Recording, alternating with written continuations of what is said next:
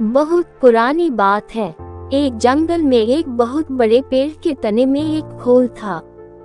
उस खोल में कपिंजल नाम का एक तीतर रहा करता था।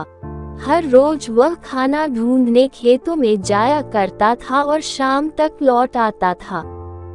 एक दिन खाना ढूंढते ढूंढते कपिंजल अपने दोस्तों के साथ दूर किसी खेत में निकल गया और शाम को नहीं लौटा। जब कई दिनों तक तीतर वापस नहीं आया तो उसके खोल को एक खरगोश ने अपना घर बना लिया और वहीं रहने लगा। लगभग 2 से 3 हफ्तों बाद तीतर वापस आया। खा खाकर वह बहुत मोटा हो गया था और लंबे सफर के कारण बहुत थक भी गया था। लौटकर उसने देखा कि उसके घर में खरगोश रह रहा है। ये देखकर उसे बहुत गुस्सा आ गया और उसने झल्लाकर खरगोश से कहा, ये मेरा घर है, निकलो यहाँ से।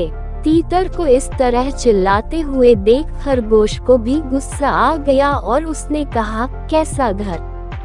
कौन सा घर? जंगल का नियम है कि जो जहाँ रह रहा है वही उसका घर है।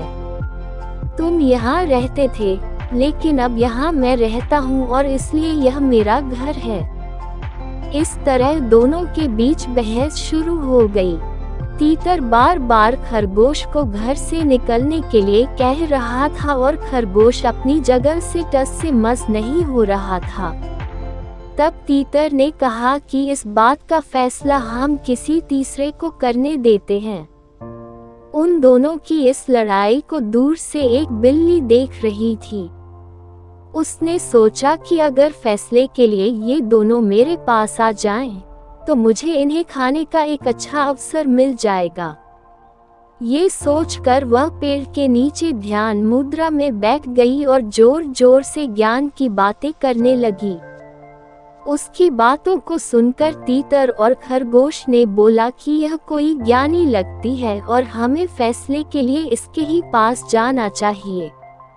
उन दोनों ने दूर से बिल्ली से कहा, बिल्ली मौसी, तुम समझदार लगती हो, हमारी मदद करो और जो भी दोषी होगा उसे तुम खा लेना।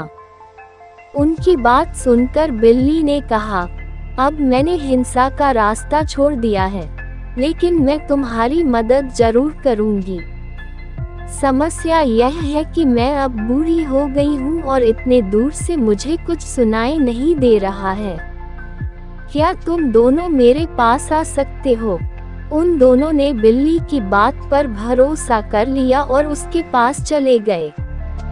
जैसे ही वो उसके पास गए, बिल्ली ने तुरंत पंजा मारा और एक ही झपटे में दोनों को मार डाला। कहानी से सीख। इस कहानी से हमें ये सीख मिलती है कि हमें झगड़ा नहीं करना चाहिए और अगर झगड़ा हो भी जाए तो किसी तीसरे को बीच में आने नहीं देना चाहिए।